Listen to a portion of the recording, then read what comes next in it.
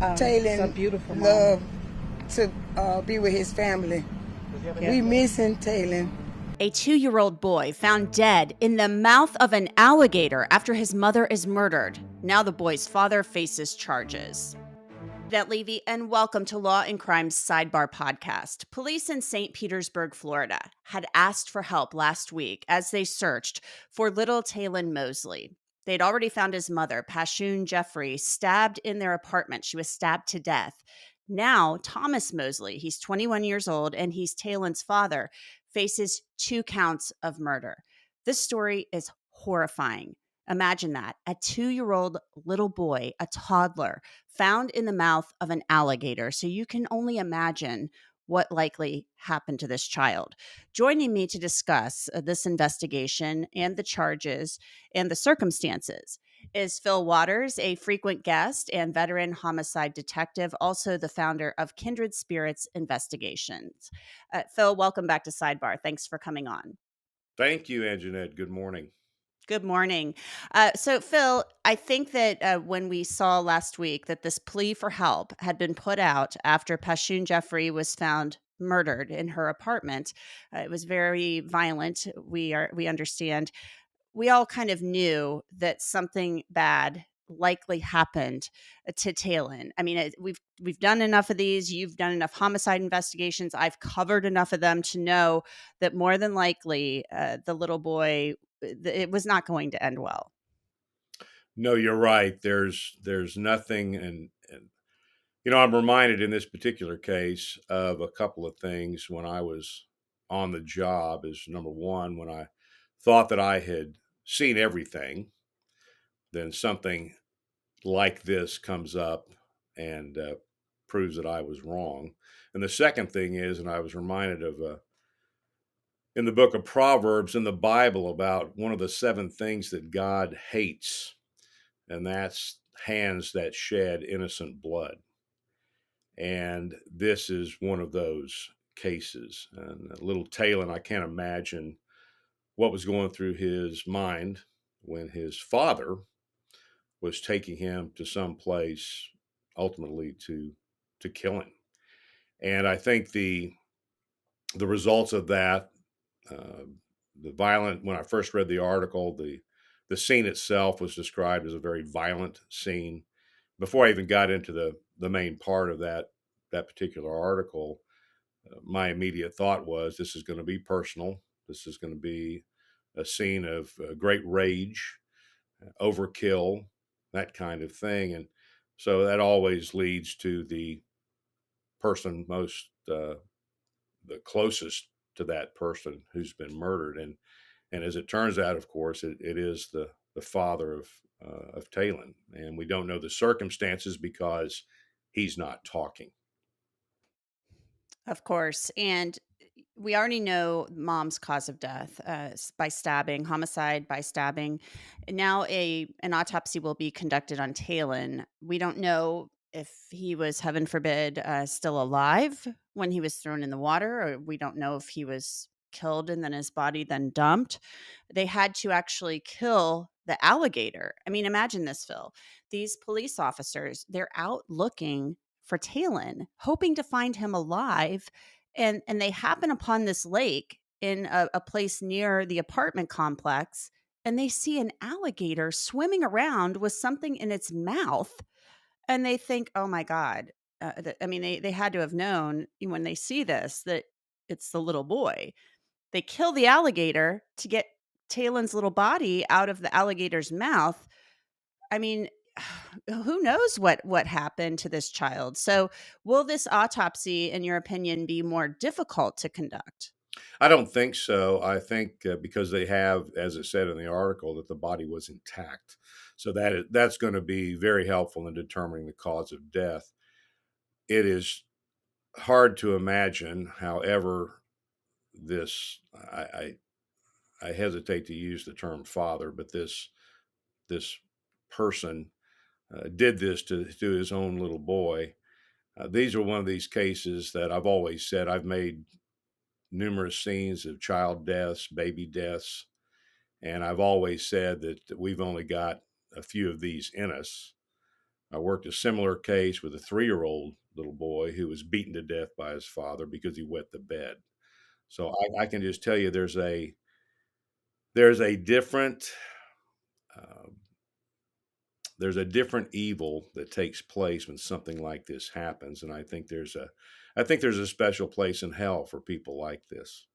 Taylen, we would assume, most likely, maybe witnessed what happened to his mother. That could possibly be a potential motive for killing him, or just not wanting the responsibility of caring for a child. Well, it's all going to be interconnected, of course, and we don't know. Again, the this suspect is not speaking. He doesn't even want to explain what caused this type of thing. Obviously, he was mad at the mom and dispatched her with an edged weapon, which is very, very personal. I'd be curious to see what the autopsy shows with her, and it will give us an indication about what kind of rage he inflicted upon her. Now, what we don't know, as you've said, is what did he do with Taylen? How did he dispatch him and murder him? And so my thinking is that he may have taken him to that lake knowing there's a population of alligators there, and that's how he's going to dispose of the body, and thinks that he will in some way get away with it, or he will misdirect police if he ever does decide to speak, that I don't know anything about it, and so forth and so on. And I'm concerned about Taylen and get one of those false narratives. But when you have a family annihilation like this, the question is always why. What in the world would cause this person to have such a rage built up in them that they not only kill the mother of their child, but they kill the child as well? So this isn't one of these situations where he kills the mother, at least from the onset here of what we know. It doesn't appear to me that it's, I'm going to kill the mother because I don't want her to be with anybody else, because if that were the case, then he wouldn't have killed the child. Now, there may be something in the mix here that he thought, and I've seen cases like this, I've worked cases like this, that he thought that perhaps the child was not his. And that's what brought about this onset of this rage. So he goes in, he kills the mom, and then he takes this child, takes little Taylen that he believes is not his child, and he's going to kill him as well. So there's just a formula here for disaster. That's kind of an interesting hypothesis or theory as to what could possibly have motivated him. Of course, Thomas Mosley is presumed innocent until determined to be guilty or until he changes his plea. Here's some other little facts about this, Phil. According to the arrest affidavit, Mosley had returned last Wednesday from celebrating his birthday at Pashun Jeffery's home. Pashun's family goes to check on her, sees the blood after they don't hear from her. He has lacerations on his arms. They say from slippage of the knife while this 100 stab wounds were being inflicted upon her. There was a bloody shoe print, a bloody fingerprint belonging to him, according to the arrest affidavit. So there's quite a bit here for investigators to work with. Oh, of course. And I had not seen the affidavit, so that's good information, Angenette. And that, again, that gives us an indication of the rage. And again, 100 times, I mean, that takes a lot of effort. It takes a lot of physical exertion. He's to the point where he is completely out of control. And then again, we wonder, the question is, why take Taylen? Why do to him what he ultimately did?